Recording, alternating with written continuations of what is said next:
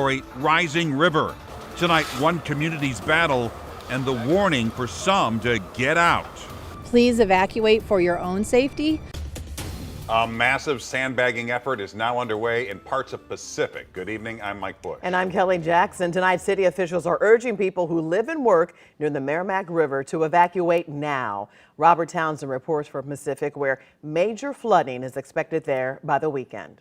Right now, the Meramec River is calm and picturesque as it flows through Pacific.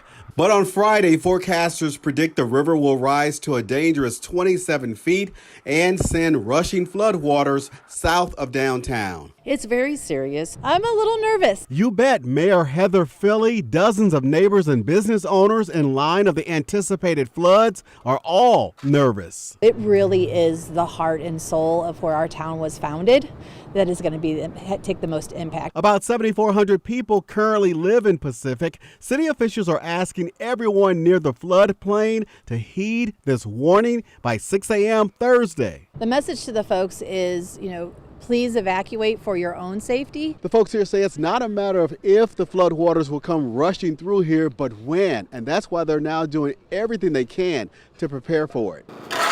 House Springs mom Jessie Dawkins and her son helped volunteers fill free sandbags and load them up for people. The community consists of neighbors, and we want to be neighbors helping neighbors. The city is going to turn off their water and everything, so they have to evacuate. The Tri-County Community Senior Center will be open to evacuees. People in the community need a place to go. They won't be able to go to work. The schools are going to be called off. And yet, there's hope. Their houses will be okay. Mother Nature has a change of heart. So I'm hoping for the best. Robert Townsend, 5 on your side. And as Robert mentioned, if needed, the Tri-County Community Senior Center will be open around the clock for evacuees starting tomorrow at 8 a.m. Evacuees can also go to Mission Community Church tomorrow through Saturday.